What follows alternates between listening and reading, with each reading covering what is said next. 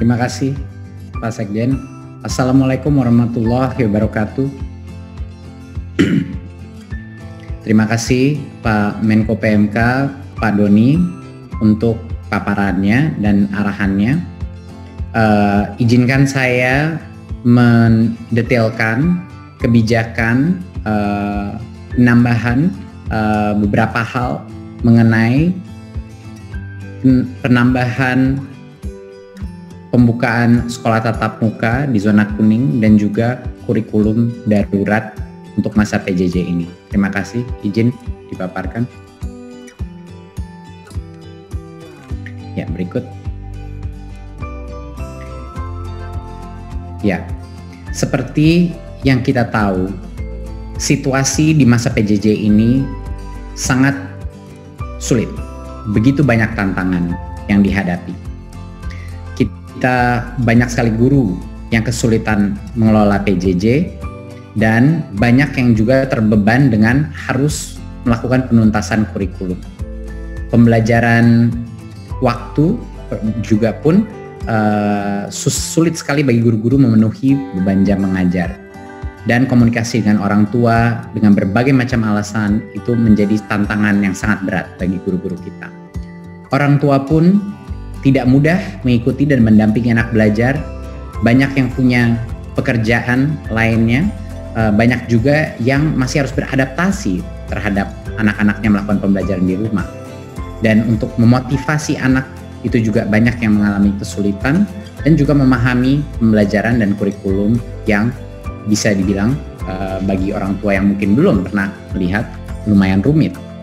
Dan bagi siswa, banyak sekali siswa mengalami kesulitan konsentrasi dan merasa berat sekali beban karena banyak sekali penugasan dari guru guna untuk menuntaskan seluruh kurikulumnya dan juga peningkatan rasa stres dan jenuh.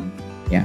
Selama ini kami telah melakukan beberapa hal hanya untuk mengingatkan program guru berbagi kita, berbagai macam BIMTEK untuk pembelajaran jarak jauh, webinar, dan penyediaan kuota gratis dan terutama relaksasi BOS dan BOP bisa digunakan untuk kuota siswa, bisa juga digunakan untuk peralatan TIK dan juga peralatan persiapan untuk pembelajaran tatap muka. Tentunya kami juga merespon banyak sekali kritik mengenai berbagai macam daerah yang tidak punya akses ke internet. Berarti kami meluncurkan belajar dari rumah di TVRI, dari radio juga di RRI, dan tentunya mengoptimalkan rumah belajar platform pendidikan online Kemendikbud beserta dengan berbagai macam mitra-mitra lainnya. Berikut. Satu poin yang sangat penting untuk dimengerti bahwa dari semua riset yang telah dilakukan di situasi-situasi bencana lainnya di mana sekolah itu tidak bisa melakukan pembelajaran tatap muka, bahwa efek daripada melakukan pembelajaran jarak jauh secara berkepanjangan itu bagi siswa adalah efek yang bisa sangat negatif dan permanen. Ada 3 dampak utama. Satu adalah ancaman putus sekolah.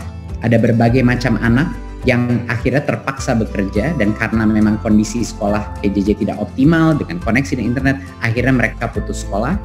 Dan juga kemungkinan beberapa persepsi orang tua juga berubah mengenai peran sekolah dalam proses pembelajaran yang tidak optimal, sehingga ancaman putus sekolah ini sesuatu yang real dan bisa berdampak seumur hidup bagi anak-anak kita.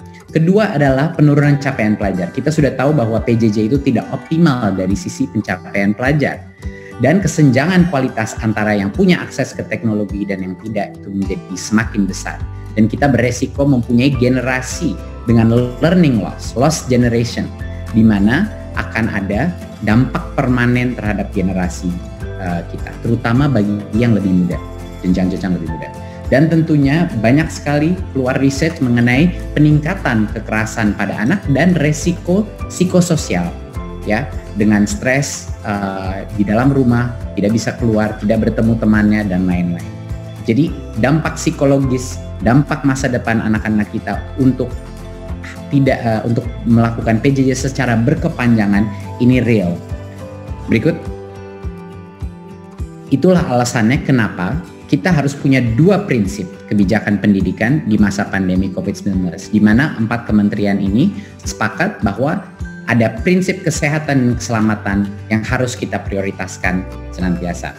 Tapi juga ada prinsip kedua, yaitu apa yang terbaik untuk anak-anak kita dan masa depan generasi penerus bangsa kita juga harus menjadi pertimbangan, karena efek daripada bagi yang tidak bisa melakukan pembelajaran jarak jauh juga sangat negatif dan sangat permanen bagi anak-anak generasi kita. Jadinya tidak boleh kebijakan pemerintah itu unidimensional, hanya satu dimensi saja, tapi juga harus mementingkan apa yang terbaik untuk masa depan anak kita juga. Berikut. Untuk mengantisipasi semua konsekuensi negatif ini, kami beserta 3 kementerian lainnya mengimplementasikan perluasan. Yang pertama adalah ada 2 hal. Pertama adalah perluasan pembelajaran tatap muka untuk yang zona kuning. Dan yang kedua adalah meluncurkan kurikulum darurat untuk memberikan fleksibilitas bagi semua peserta didik dan guru, penyederhanaan dan bantuan spesifik untuk bisa mengerjakan dan mengoptimalkan PJJ. Berikut. Mari kita masuk sekarang kepada perluasan pembelajaran tatap muka untuk zona kuning. Yang tadinya hanya zona hijau, sekarang ke zona kuning. Nah, artinya ada sekitar 43% daripada peserta didik kita di dalam zona hijau dan kuning. Dan banyak sekali mayoritas daripada daerah tertinggal dan terluar di Indonesia ada di zona hijau dan kuning. Untuk itu kita akan merevisi SKB untuk memperbolehkan, ya, itu kata kuncinya, memperbolehkan, bukan memaksakan, memperbolehkan pembelajaran tatap muka dengan mengikuti protokol kesehatan yang ketat. Dan semua data mengenai zonasi kuning, hijau, dan lain itu berdasarkan data satuan tugas Satgas Nasional COVID-19. Jadinya ini yang menentukan dan mengkategorikan itu semua dari gugus tugas, bukan di Kemendikbud. Tapi kita merancu kepada standar kesehatan dan monitoring program COVID yang ada di gugus tugas. Ya. Jadi untuk diperjelas, bagi yang zona merah dan zona oranye tetap dilarang melakukan pembelajaran tatap muka di satuan pendidikan. Mereka melanjutkan belajar dari rumah.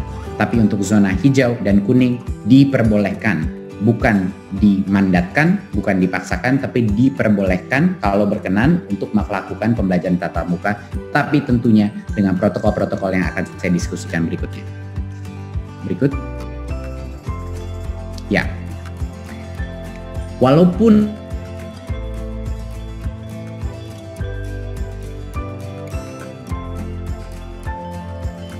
di zona baik PEP dan persetujuan kepala sekolah dan komite sekolah. Jadinya mohon dipahami sekali lagi bahwa dengan adanya SKB revisi ini, bagi yang zona kuning dan hijau itu diperbolehkan. Tetapi walaupun diperbolehkan, kalau Pemdanya dan kepala dinasnya, kepala kanwilnya merasa belum siap, mereka tidak harus mulai pembelajaran tatap muka. Dan kalaupun Pemdanya atau kepala dinasnya menentukan mereka siap untuk melakukan pembelajaran tatap muka, masing-masing kepala sekolah dan komite sekolah boleh memutuskan bahwa di sekolah tersebut mereka belum siap melakukan pembelajaran tatap muka. Dan satu level lagi, bahkan kalau sekolahnya pun mulai melakukan pembelajaran tatap muka, kalau orang tua murid tidak memperkenankan anaknya untuk pergi ke sekolah karena masih tidak nyaman dengan resiko COVID, itu adalah prerogatif dan haknya orang tua. Ya, jadi ini yang harus dipertekankan. Walaupun diperbolehkan di zona hijau dan kuning untuk membuka pembelajaran tatap muka, tetapi bukan artinya harus. Ya, kita masih mementingkan otonomi dan prerogatif terhadap setiap pemerintah daerah, setiap kepala sekolah dan komite sekolah, dan setiap orang tua di Indonesia. Ya, harus dengan persetujuan semua. Berikut. Untuk zona hijau dan zona kuning, pembelajaran tatap muka bisa dilakukan untuk tahap SMA, SMK, SMP, dan SD. Untuk PAUD, hanya bisa dilakukan 2 bulan setelah mulainya implementasi tatap muka tersebut.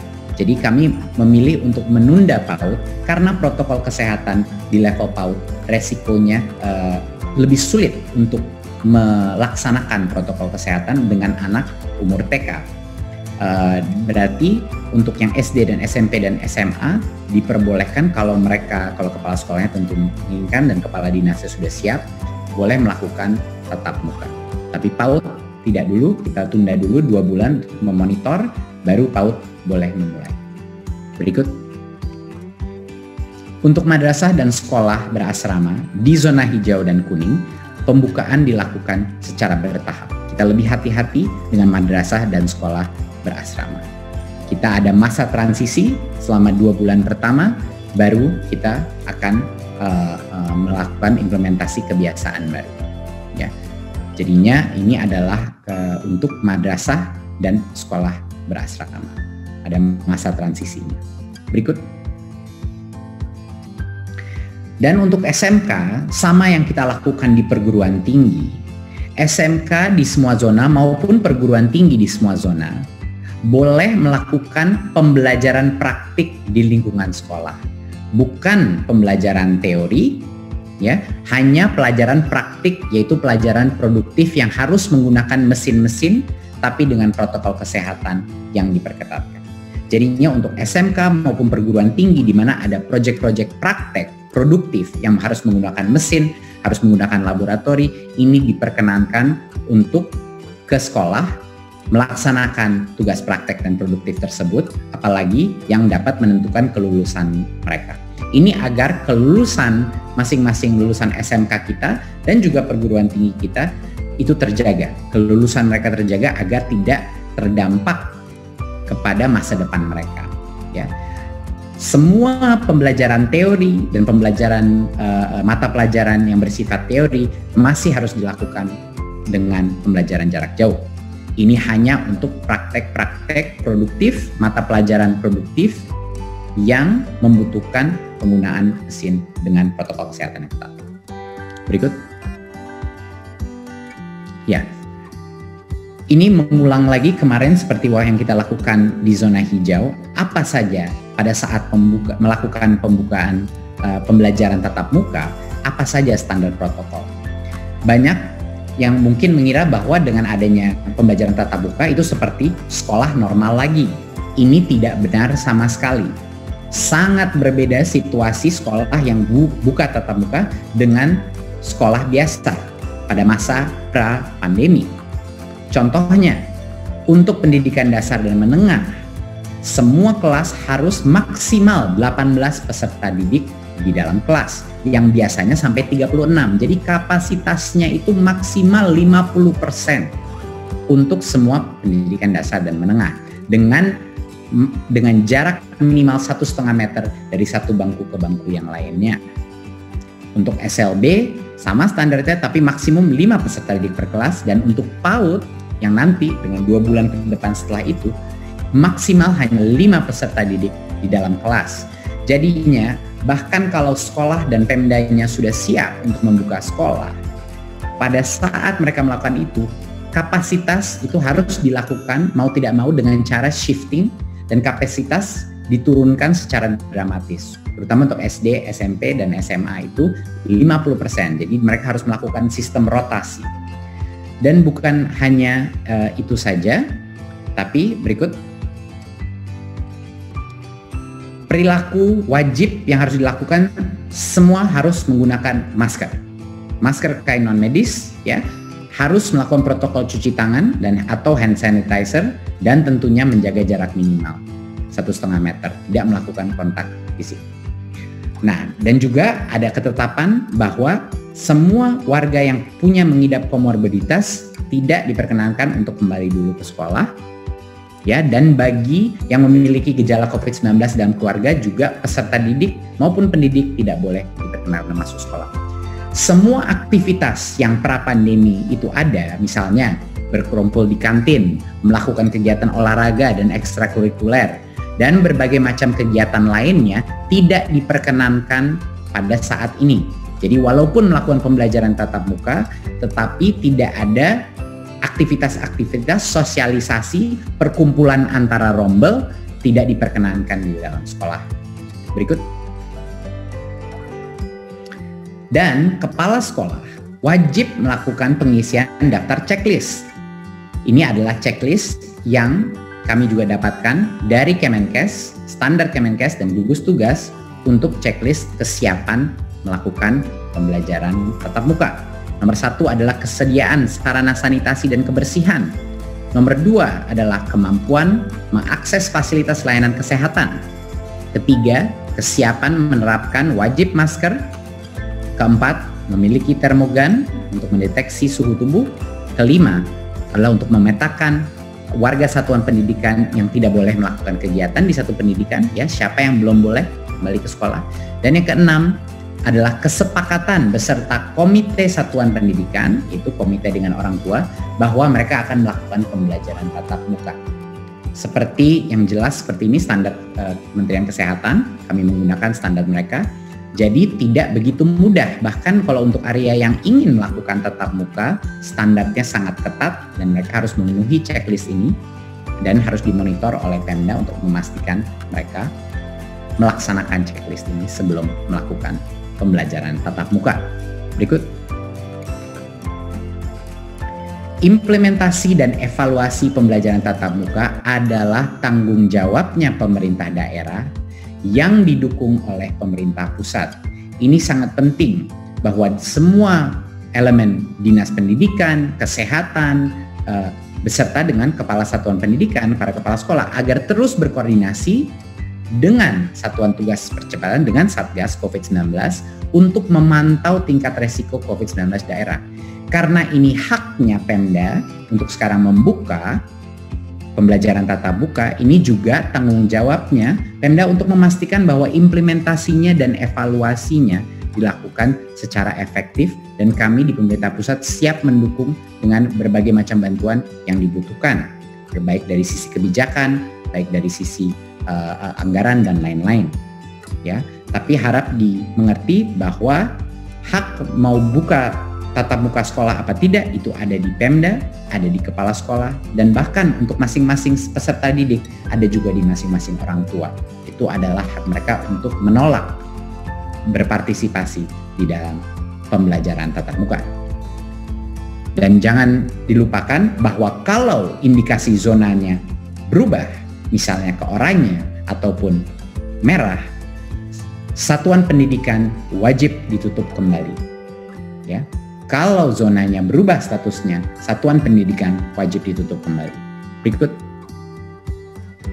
Sekarang kita masuk kepada untuk yang masih melaksanakan PJJ, kami telah mempersiapkan kurikulum darurat. Berikut.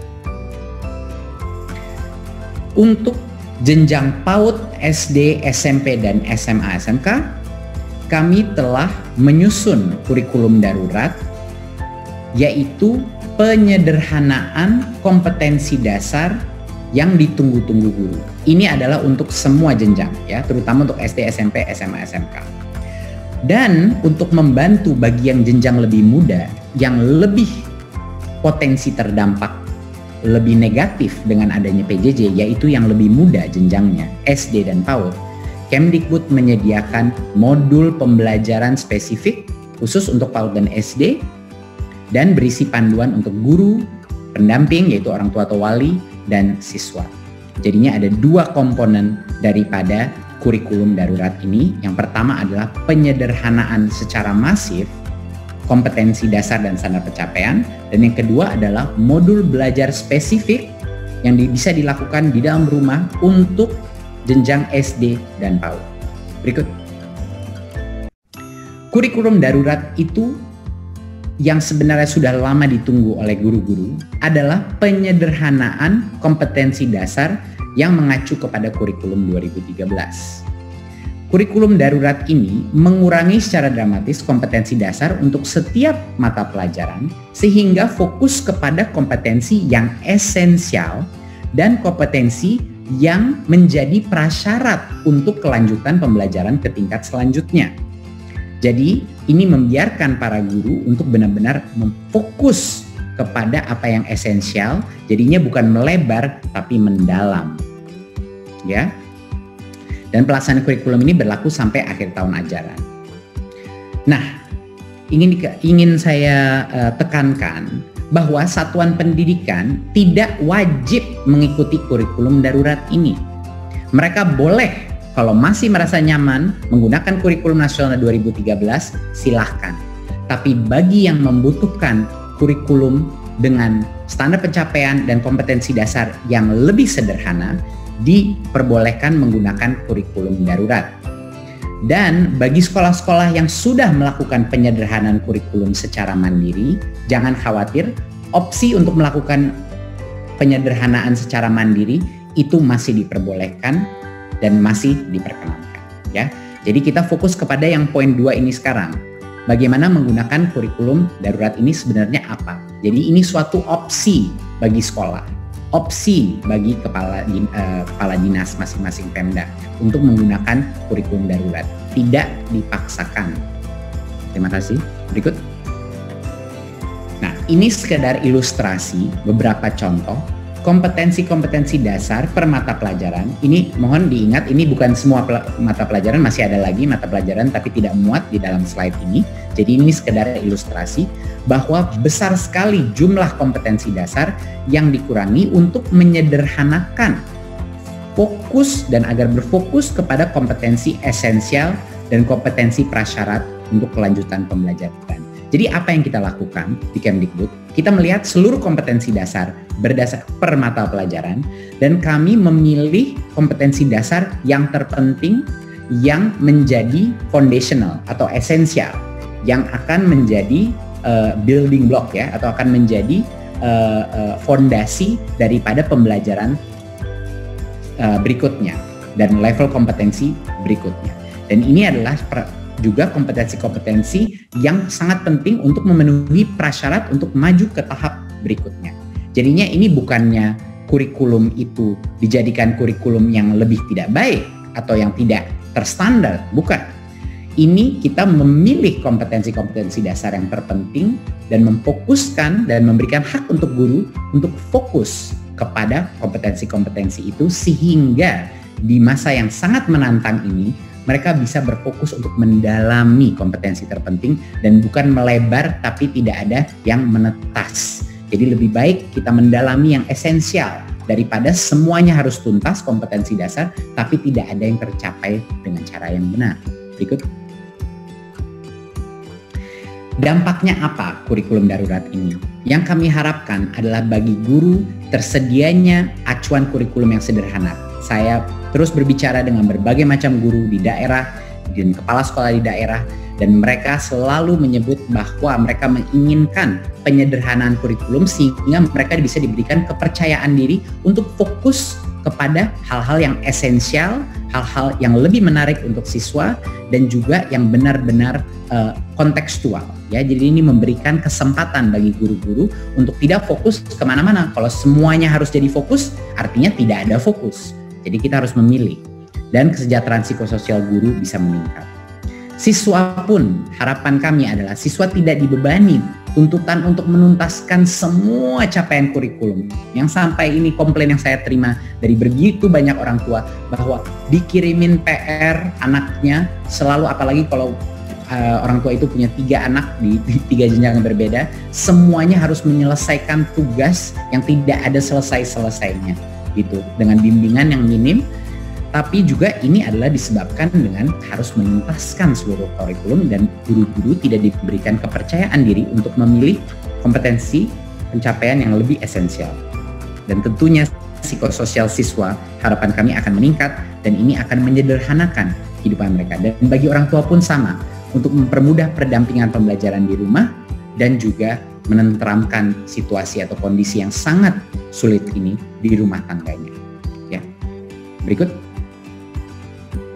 Nah, poin kedua adalah untuk PAUD dan SD, kami di Kemdikbud mempersiapkan modul-modul spesifik yang bisa dijalankan oleh guru dan orang tua secara independen di rumah dalam masa kondisi PJJ ini.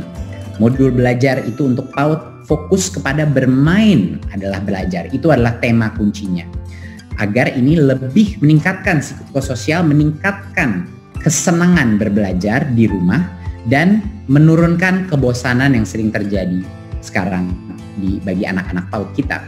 Dan proses pembelajaran ini dia dalam kegiatan sehari-hari yang kontekstual, sehingga dia bisa berpartisipasi dengan kegiatan orang tuanya, ibunya, dan lain-lain. Dan untuk SD, modul ini berorientasi kepada kompetensi esensial, yaitu literasi dan numerasi, pendidikan karakter, dan kecakapan hidup. Ya, ini menjadi area fokusnya yang dilakukan. Dan kompetensi dasar mencakup berbagai macam mata pelajaran. Berikut, apa yang beda mengenai modul-modul ini dari modul yang sebelumnya? Yang beda adalah modul ini secara jelas memberikan pendampingan sangat spesifik untuk guru yang menjadi pembimbing aktivitas di rumah ini. Dan lebih penting lagi adalah modul pendamping orang tua. Ini memberikan instruksi jelas bagaimana orang tua bisa melakukan berbagai macam aktivitas ini secara detail dengan anaknya, dan bagaimana caranya berinteraksi dengan guru dan lain-lain. Dan untuk siswa diberikan penjelasan dengan cara yang sangat mudah, aktivitas apa saja yang bisa dilakukan siswa di dalam konteks rumahnya. Jadinya yang beda adalah ini konteksnya aktivitas yang bisa dilakukan di rumah, dengan yang kedua adalah pendampingan orang tua, jelas dan spesifik apa perannya orang tua dan apa yang harus dilakukan orang tua, dan juga interaksi bagi guru menjadi sangat mudah. Jadi untuk berbagai macam guru SD yang telah memilih untuk melakukan kurikulum darurat, jika mereka mengikuti modul-modul yang sudah disiapkan ini, itu mereka bisa dengan percaya diri bisa membilang bahwa mereka telah memenuhi semua kebutuhan regulasi di masa kurikulum kita. Jadinya mereka diberikan kepastian kalau mengikuti dengan modul-modul ini, guru-guru itu melakukan hal yang benar dan legal dari sisi compliance, dari sisi regulasi dan administrasi. Berikut, inilah satu contoh jadwal pembelajaran untuk siswa kelas 5, di mana kita secara spesifik kalau mengikuti kurikulum darurat ini bisa melakukan berbagai macam aktivitas dari Senin sampai dengan Jumat, cerita-cerita membaca, mengikuti alur cerita, melakukan berbagai macam materi yang dilakukan dengan ibunya, dengan ayahnya, dan maupun juga dengan kakak adiknya. Dan semua ini berfokus kepada berbagai macam literasi, tapi dengan mata pelajaran yang berbeda-beda, tematik. Dan tema-temanya setiap minggu dilakukan dengan satu tema yang unified atau tema yang bersatu, sehingga topik bacaannya dan topik aktivitasnya menyambung. Tentunya numerasi juga kita kembali kepada konsep-konsep numerasi yang fundamental, konsep yang esensial yang menjadi fondasi untuk pembelajaran jenjang berikutnya. Berikut, tentunya kami juga menyiapkan paket assessment bagi para guru-guru yang menjalankan kurikulum darurat tersebut. Kenapa penting assessment? Karena guru-guru harus mengetahui di mana level anak-anak mereka pada saat ini, seberapa jauh ketertinggalan mereka di dalam standar pencapaian, dan dari situlah guru-guru bisa melakukan segmentasi dan bisa memberikan bantuan khusus, bantuan dan waktu yang khusus untuk para orang tua dan murid yang lebih membutuhkan. Jadinya ini paketnya beserta dengan asesmen literasi dan numerasi untuk menjadikan bimbingan bagi guru untuk mulai di level mana modulnya dan juga siapa siswa yang paling membutuhkan bantuan dia. Berikut. Untuk mendukung kesuksesan ini di masa pembelajaran di masa pandemi COVID-19, pemerintah juga melakukan relaksasi peraturan untuk guru. Bahwa guru tidak lagi diharuskan untuk memenuhi beban kerja 24 jam tatap muka dalam satu minggu. Ini yang banyak sekali menciptakan berbagai macam keresahan di lapangan mengenai regulasi tersebut. Jadi guru dapat fokus untuk memberikan pelajaran interaktif tanpa harus mengejar pemenuhan jam. Dan ini akan memberikan fleksibilitas dalam waktu scheduling ya, dalam berbagai macam interaksi melalui berbagai macam platform, dan juga memberikan fleksibilitas dalam bagaimana bisa melibatkan orang tua di dalam proses pembelajaran tersebut. Berikut. Untuk slide terakhir saya adalah penting sekali dimengerti bahwa proses ini yang begitu sulit di masa krisis ini harus dilakukan secara gotong royong. Semua pihak, orang tua, guru, sekolah, pemerintah, layanan kesehatan, dan masyarakat sipil harus bergotong royong untuk memastikan bahwa anak-anak kita ini masih belajar, ya, masih melakukan pembelajaran. Tentunya tidak bisa 100% optimal, tapi ini membutuhkan benar-benar partisipasi masyarakat. Ini adalah yang terpenting dan terkunci. Kita butuh partisipasi orang tua, kita butuh partisipasi layanan kesehatan, dan berbagai macam masyarakat sipil untuk membantu memastikan bahwa anak-anak kita masih terus bisa belajar dengan sehat dan selamat. Terima kasih. Assalamualaikum warahmatullahi wabarakatuh.